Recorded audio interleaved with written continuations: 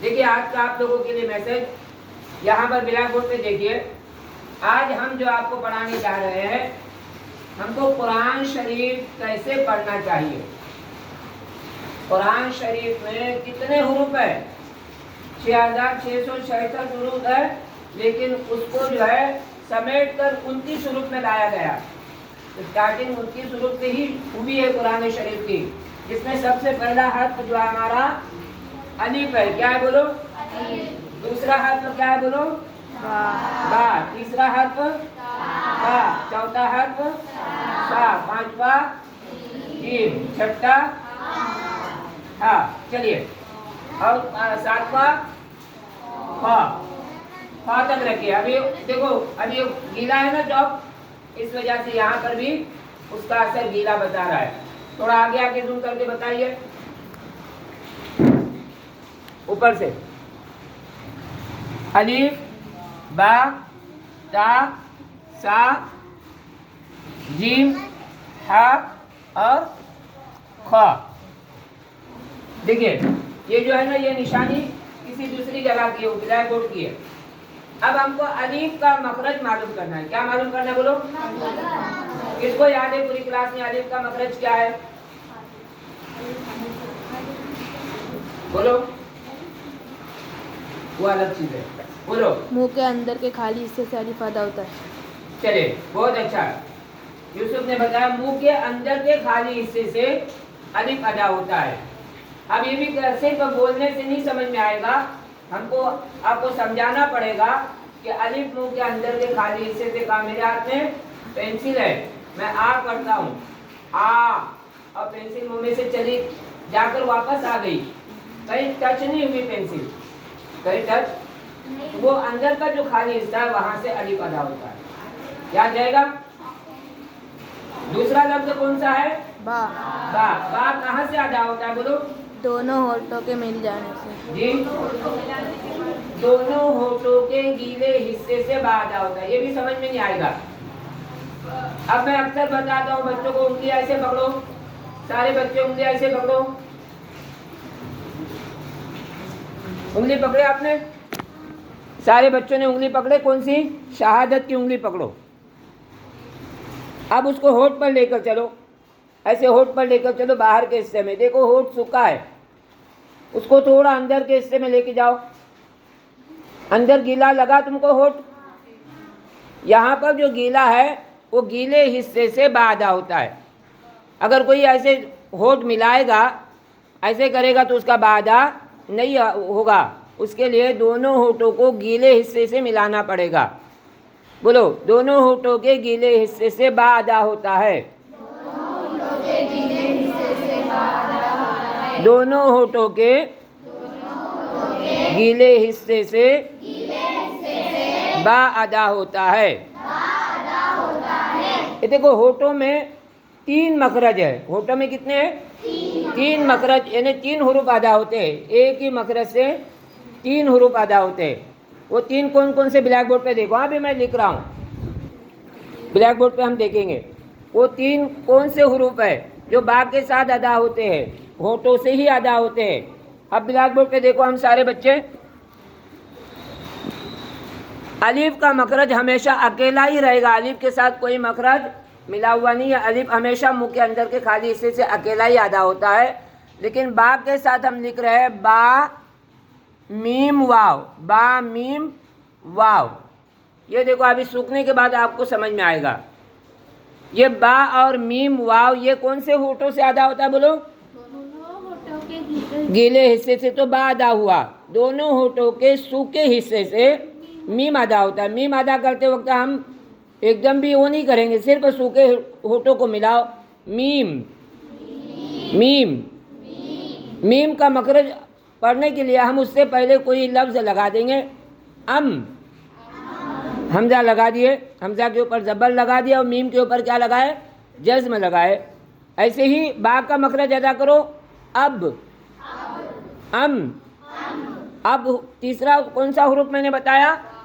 वाव। ये वाव है। ये तीनों मखरज, ये तीनों हुरूफ एक ही मखरज से अदा होते हैं, होठों से अदा होते हैं। लेकिन होठों में तीनों की जगहें अलग अलग है। गीले होठों से बादा होता है, सूखे होठों से मीम अदा होता है, और अधूरे होठों से वाव अदा होता है। अधूरे होठों से वाव अदा होता है। तो ये हमने देखे यहाँ पर। अब अलिफ का मखरज याद हो गया आप लोगों को? बोलो कहाँ से अदा होता है? मुंह के अंदर के खाली हिस्से से बोलेंगे। कौन से? बा मीम वाव कहाँ से अदा होता है? दोनों होठों के गीले हिस्से से बा अदा होता है, दोनों होठों के सूखे हिस्से से मीम अदा होता है, और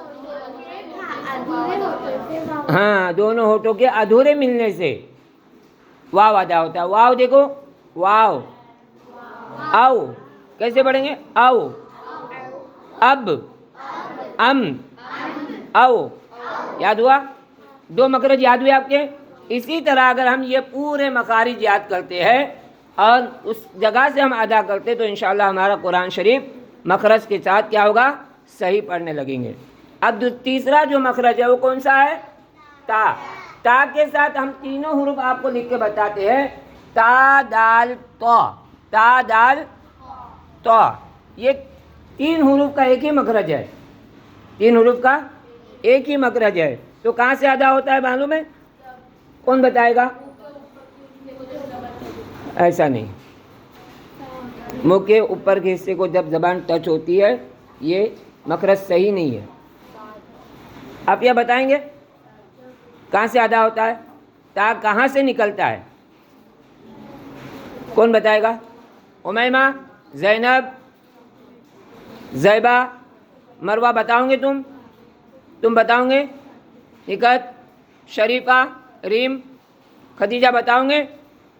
रिदा, मदिया बताओगे तुम? देखो ब्लैक बोर्ड पे देखो, कहाँ कौन सा हर्फ मैंने बताया? ता दाल तो। अब याद रखना है, हम भूल जाते हैं। ये सबसे बड़ी मुसीबत क्या है बोलो? भूल जाते हैं। भूलने की वजह से क्या हो रहा है बोलो? याद नहीं रहता है। बार बार इसका तज़किरा करे, बार बार क्या करे? इसका तज़किरा करे। तुझे मालूम है अलिफ का मखरज क्या है? एक दूसरे से पूछे। ये पूछने से क्या होता है? उसको नहीं मालूम, हम बताएंगे। हम अपनी सबक याद कर रहे हैं। क्या करें? उसको पूछकर अपनी सबक याद कर रहे हैं।